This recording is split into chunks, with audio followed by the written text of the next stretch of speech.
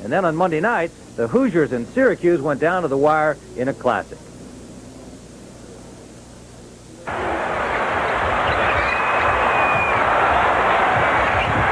Smart takes a shot, and the Hoosiers with 3 seconds. Go ahead. On Tuesday, it was back home again in Indiana, where the Hoosiers received a warm welcome from fans who braved the cold to greet their conquering heroes. From there, it was off to Assembly Hall, the site of so many victories. This time, the Hoosiers enjoyed some of the spoils as an overflow crowd showed its appreciation. This team will show you that when you've got some problems of your own and when things aren't going really well for you, you can tighten your belt a little bit and get the ball to keep smart, and things will come out all right. It's been a very exciting 4 years for me, and to be able to cap it all off, like Todd says, by hanging another banner, that's a dream come true. We love you! Yeah. As a high school player, Steve Alford was Indiana's Mr. Basketball 4 years ago, a major honor in the state whose mystical relationship with the sport has been documented this year in a best-selling book and a major motion picture. Our Gary Paul Gates recently discovered that the Hoosier spirit is alive and well along the back roads of Indiana.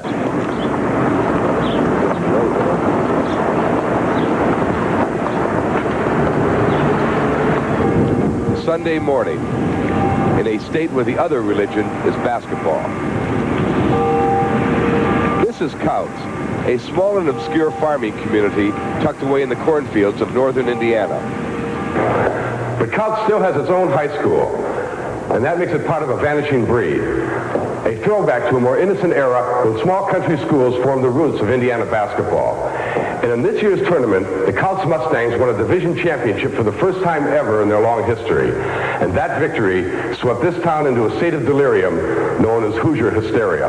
The basketball team is generally the center of the school, and therefore when you win something like this sectional, it's a whole community accomplishment, and the whole community bask in the glory of it all. What made this victory so glorious is that the last time the Mustangs made it this far to the sectional finals was 30 long years ago, and then they lost. This year's Cinderella team was given a special incentive. On the eve of the tournament, Coach Gaff turned to Hollywood's version of Indiana basketball for a touch of inspiration. We did go and see the movie Hoosiers, and I think that was a real positive thing for our kids, and it gave them sort of a feeling that it's happened before, and it was a plus. On the way down to sectionals that night, we went by this farm, and there was a bent hoop, just like on Hoosiers, and there's 2 little kids out there playing around with the basketball. I said, you know, this kind of reminds you of the movie, you know, because it did. It looked just like it. And I think that inspired us a little bit. But life does not imitate art, and only in the movies do we find Hollywood endings. After winning the sectional, Couts moved up to the regional level and was eliminated. But the end of the Hoosiers' dream did not take away from the thrill that these high school kids gave to the farmers and townspeople who live in Couts and gather each morning at their favorite coffee shop to talk about their favorite subject. Let me ask you this. Is what happened in Couts this year an example of what the rest of the country hears about when they hear Hoosier hysteria? Oh, yeah. The bottom line. A lot of just little kids even, they all got involved. You know, super. That's what you want. You know, spirit. Yeah, exactly. When you see Cabbage Patch dolls with Couts cheerleader uniforms on, you know the whole town's nuts. You know? Of course, all basketball conversations in Indiana eventually get around to Coach Bobby Knight, the state's most controversial citizen and the subject of a book that has become a big bestseller. Probably before I read it, I probably would have liked to have my boy play for him, but after I read it, I'm not too sure I would. Really? But he's a good coach. Shows the true Bobby Knight, I guess, from what you understand. True Bobby Knight, yeah. I know he's not happy about it. But Hey, Bobby Knight's a nice guy.